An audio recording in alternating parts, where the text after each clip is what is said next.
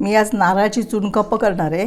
ते बघा, नारळ कसा खवून घ्यायचा, तर हे बघा, हे असं काळं असतं ना कडेचं, ते काढायचं नाही, तसं ठेवायचं, नाही तर मग आपल्या ह्या कापांचा रंग बदलतो म्हणून. तर अशा प्रकारे मी हे बघा बघा किती बारीक खवून घेतलं आहे ते. म्हणजे जर जाड असेल ना तर ते मिक्सर लावायचं. तर हे बारीक असल्यामुळे काही मिक्सर लावायची गरज नाही. आता हे काय, हा चून आहे ना, हा मोजायचा आणि मग ह्याच्याप्रमाणे आपण साखर घालायची आहे. हे बघा 1.5 कप झालं आहे, म्हणजे आपण ह्याला 1 पेला साखर घालायची ह्याच्यामध्ये. आणि मी काय घालणार, तर हे बघा, हे 2 उकडून घेतलेले बटाटे आहेत. हे बटाटे आहेत ना, हे बटाटेसुद्धा मी ह्याच्यामध्ये किसून घालणार आहे. बघा, ह्या खोबऱ्यामध्येच किसणार आहे, किसायची. हे बघा, आणि अशा प्रकारेच आपण जर चुनकापं केली ना तर खूप छान लागतात, एकदम म्हणजे बर्फीसारखी लागतात ती. 2 बटाटे घालायचे. एक नारळाचं वडं असलं तर 1 बटाटा, याप्रमाणे मी मीडियम आकाराचे 2 बटाटे घेतले ते. हे बघा,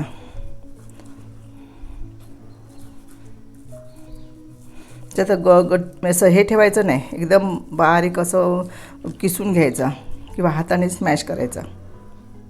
हे बघा, आता मी ह्याच्यामध्ये साखर घालणार आहे. ते 1.5 पेला आहे ना, आणि हे बटाट्याचं अर्धा, म्हणजे 2 पेले झाले. मी 1.5 पेला साखर घालणार आहे. हे सगळं मिश्रण आपण खाली एकजीव करायचं, नंतर मग घालायचं. हे बघा, आता इथे मी गॅसवर एक कढई ठेवली आहे. आता ह्याच्यामध्ये पहिल्यांदा काय करणार आहे, तर 1 चमचावर मी तूप घालणार आहे.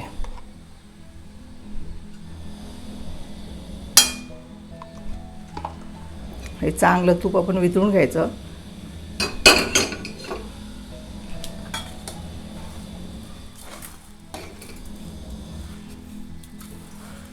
ह्याप्रमाणे एकजीव करून घ्यायचं. आणि समजा मोठं खोबरं किसलं गेलं ना तर मिक्सर लावून घ्यायचं, की छान मग त्याच्या एकदम छान वड्या पडतात. म्हणजे मोठ्या असं एकदम जे त्याला वर्ण ना, त्याला स्मूथपणा येतो, गुळगुळीतपणा त्या वड्यांना. म्हणजे 1.5 वाटी खोबरं आणि अर्धा वाटी बटाटा मिळून 2 वाट्या आले ना, तर मी काय केलं, हे 1.5 वाटी साखर घेतली.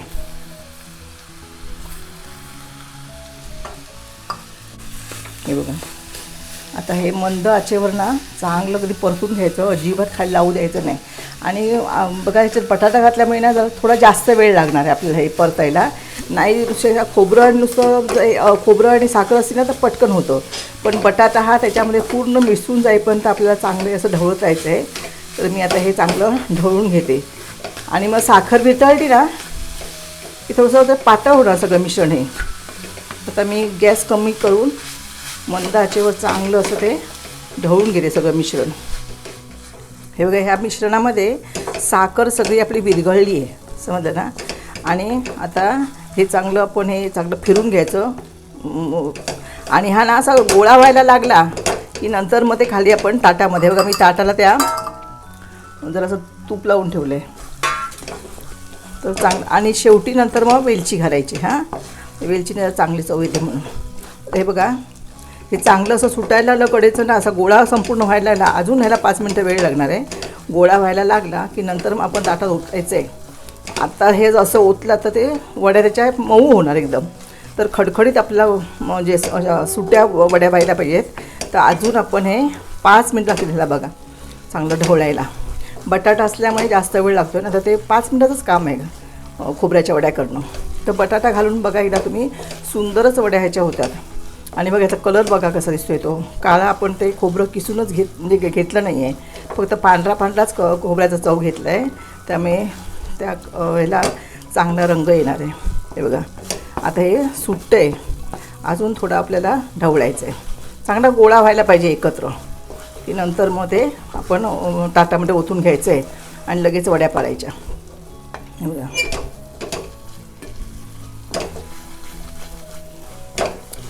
मी आता थोडं आणखीन 5 मिनटं ढवळते. हे बघा दिसतं ना, गोळा अजून झालेला नाही, अजून व्हायचं आहे. आता मी त्यामध्ये वेलची घालून घेते.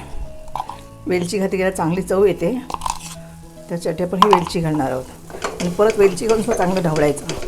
आणखीन दुसरी एक पद्धत आहे कशी माहिती आहे, म्हणजे आपलं हे मिश्रण घट्ट झालं आहे नाही तर कारण सुकलं ना तरी सुद्धा ते म्हटलं फळफळीत होतं. तर ते कसं ओळखायचं, तर पाण्यात हात असा बुडून घ्यायचा आणि ना हे आहे ना थोडासा असा गोळा घ्यायचा आणि तो असं बघायचं होतं आहे का.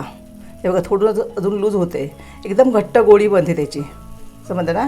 तर अजून मी जर हे 2 मिनटं चांगलं असं ढवळून घेते. हे बघा तुम्ही कढईचं सगळं सुटलं आहे आणि अजून ह्याच्यापेक्षा गोळा व्हायला पाहिजे असा, एक असा आपण भाकरीच्या पिठाचा कसा गोळा होतो त्या पद्धतीने. तर अजून मी थोडा वेळ, कारण बटाटा आहे ना आतमध्ये, तो बटाट्याच्यामध्ये एक जीव व्हायला पाहिजे. तर मी अजून 2-3 मिनटं हे ढवळते. बघा कढईने कसं झालं ते बघा. आणि आता दुसरं तुम्हाला सांगितलं तो, हे बघा हे असं गोळी होते काय बघायचं. हे बघा म्हणजे आता हे मिश्रण झालेलं. आता मी काय करते, गॅस काढते आणि ह्या ताटामध्ये ओतून घेते.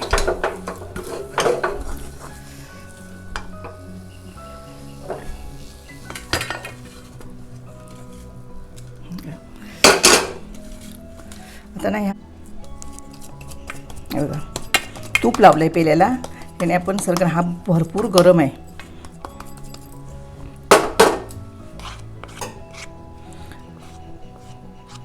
आणि असं थंड करत ठेवून द्यायचं 15-20 मिनटं आणि नंतर ह्याच्या वड्या पडायच्या आपण.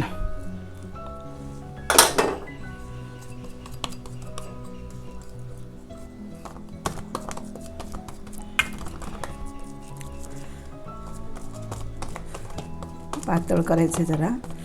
लाकडी पोळपाटावर गेलं तरी सुद्धा चालतं, किंवा ह्याच्यावर पान ठेवून असं थापायला तरी सुद्धा चालतं, समजलं ना. किंवा बटर पेपर असेल तर बटर पेपर घालून पण चालतं. तर आता हे थंड होऊ दे आणि थंड झालं ना की मी मग थोड्या वेळ वड्या पाडल्या की तुम्हाला दाखवते.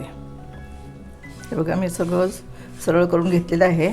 आता काय करणार आहे, ओलं असं फक्त वड्या काढून ठेवायच्या, कापून ठेवायचं आणि नंतर उचलताना आपण नंतर उचलायचं. चांगलं अर्धा तास जाऊ दे.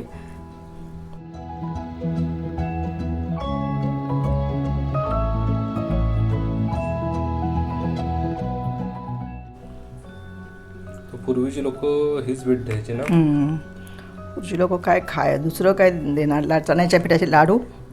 आणि हे ना खरं सांगायचं म्हणजे ही काप आहेत ना सगळ्या लोकांना नाही जमत चांगली, कारण ते खूप तसं थोडंसं घाई गडबडीचंच काम आहे.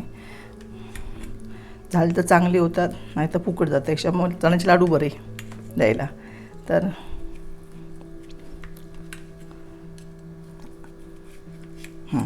आता मी ठेवून देते आणि नंतर थोडा पूर्ण थंड होऊ दे. थंड झाल्यानंतर तुम्हाला काढून दाखवते नंतर. मग हे बघा मी मगाशी त्या कापून वड्या ठेवल्या होत्या ना, हे बघा. तुम्हाला हव्या तर तुम्ही ह्याच्यापेक्षा मोठ्यासुद्धा म्हणजे आपल्या आकार त्याचा कट करताना मोठा करायचा आहे तो. तर हमेशा काढून घेते. सगळ्या निघाले आहेत बघा, संपूर्ण चांगल्या सुकल्या. कारण हा ना तर मी जेवून भांडी कसे पण ठेवून दिलं ना, चांगलं सुकलं आहे बघा हे.